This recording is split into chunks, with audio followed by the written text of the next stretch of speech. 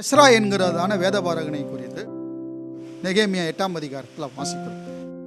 இந்த எஸ்ரா யார் என்று கேட்டால், தேறின ஒரு வேதபாரகனாக இருந்தான் என்று எஸ்ரா புஸ்தகம் 7ஆம் அதிகாரம் 6ஆம் வசனத்தில் வாசிக்கிறோம்.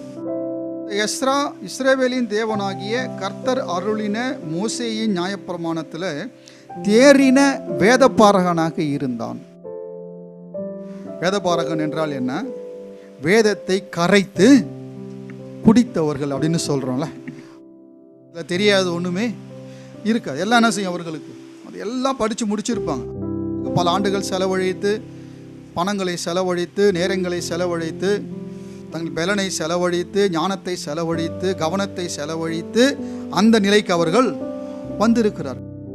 அதில் எல்லாம் அவர்களுக்கு தெரியும். தெரியாத விஷயமே இருக்காது.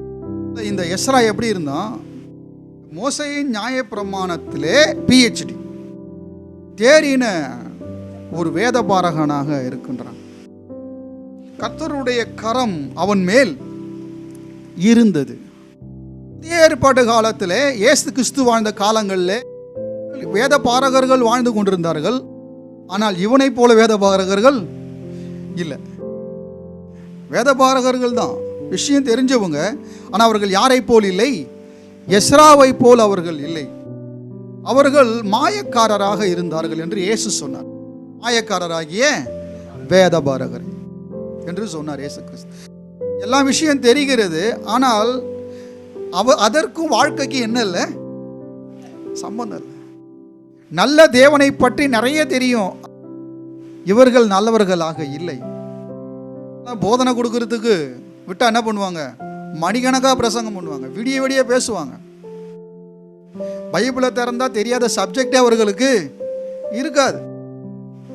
என் கூட யாரும் போட்டி போட முடியாது, என் கூட யாரும் பேச முடியாது, எனக்கு முன்னால் யாரும் நிற்க முடியாது, நான் அப்படி நான் இப்படி என்கிறதான அந்த பெருமை இருக்கும். ஆனால் வாழ்க்கையும் அவர்களுடைய ஸ்தானத்துக்கு சம்பந்தம் இல்லாத ஒரு நிலையில் இருக்கும். ஆனால் எஸ்ரா எப்படி இருந்தான் என்று பாருங்கள். எஸ்ரா புஸ்தகம் 7ஆம் அதிகாரத்தில் 10ஆம் வசனத்தில் வாசிக்கிறோம்.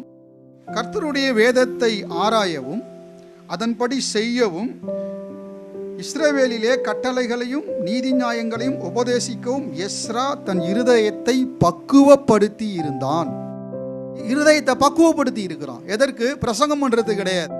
எவ்வளோ அழகாக பிரசங்கம் பண்ணலாம், எவ்வளோ தெளிவாக பிரசங்கம் பண்ணலாம் என்பதற்காக பக்குவப்படுத்தல.